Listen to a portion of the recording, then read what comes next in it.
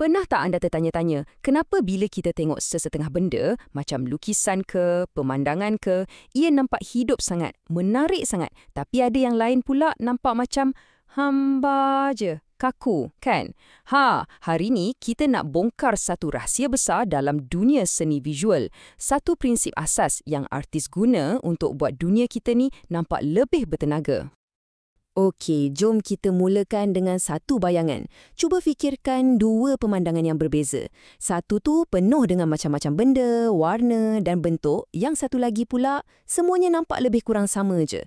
Agak-agak, yang mana satu akan buat anda berhenti dan tengok lama sikit? Soalan ni kan, jawapannya sebenarnya ada dalam diri kita sendiri.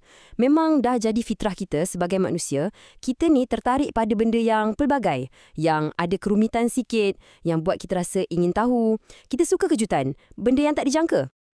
Dan inilah dia, jawapan kepada semua persoalan tadi. Kepelbagaian.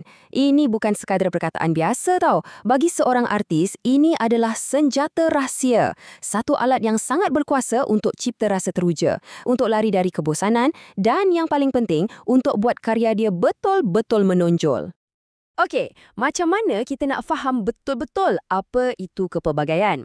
Cara paling senang, kita tengok lawannya. Sebab dalam dunia seni ni kan, banyak konsep datang berpasangan, macam yin dan yang. Ada kepelbagaian, mesti ada pasangannya.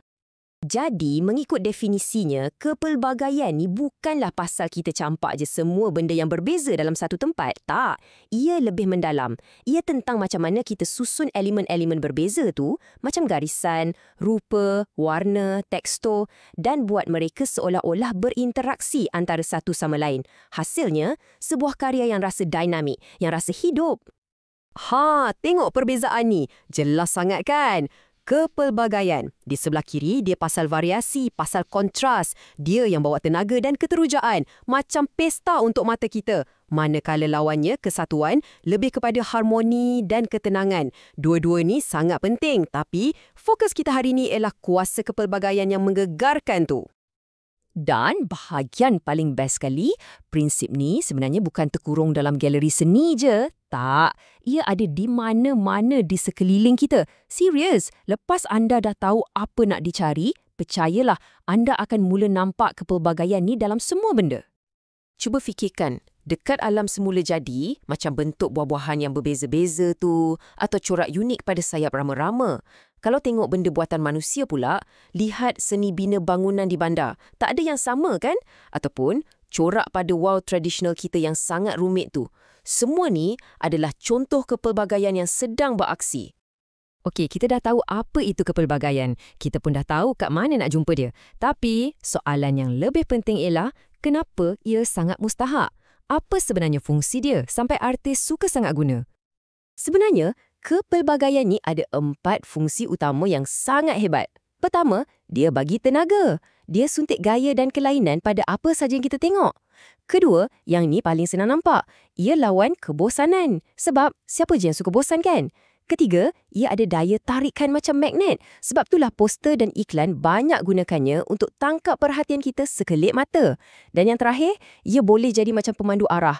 Bawa mata kita terus ke bahagian paling penting dalam satu-satu karya tu. Jadi, macam mana artis-artis ni buat semua ni? Adakah ia terjadi macam magic atau secara rawak je? Mestilah tidak. Sebenarnya, ia adalah hasil daripada pilihan-pilihan yang sangat bijak dan disengajakan. Jom kita intai sikit apa ada dalam kotak alatan mereka. Mereka ada banyak cara. Ada yang campur aduk pelbagai jenis garisan dan warna. Ada yang lagi berani gabungkan media berbeza, macam cat dengan dakwat. Malah ada teknik yang nampak macam mudah je. Contohnya, letak bentuk besar sebelah bentuk kecil atau gabungkan permukaan licin dengan yang kasar. Benda-benda simple macam ni pun boleh cipta impak visual yang sangat dramatik. Jadi, inilah poin paling penting yang kita kena ingat.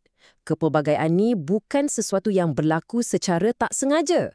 Ia adalah satu keputusan. Satu pilihan yang dibuat dengan sengaja untuk tarik minat kita, untuk cipta tenaga dan untuk jadikan pengalaman visual kita semua ni jauh lebih kaya dan menarik. Jadi, saya nak tinggalkan anda dengan satu cabaran kecil. Lepas ni, bila anda keluar rumah ke atau scroll media sosial ke, cuba perhatikan sekeliling dengan mata yang baru. Cuba cari kepelbagaian dalam bangunan, dalam alam, dalam fashion, di mana-mana saja. Siapa tahu, mungkin anda akan mula nampak dunia kita ni dengan cara yang sama sekali berbeza. Selamat meneroka!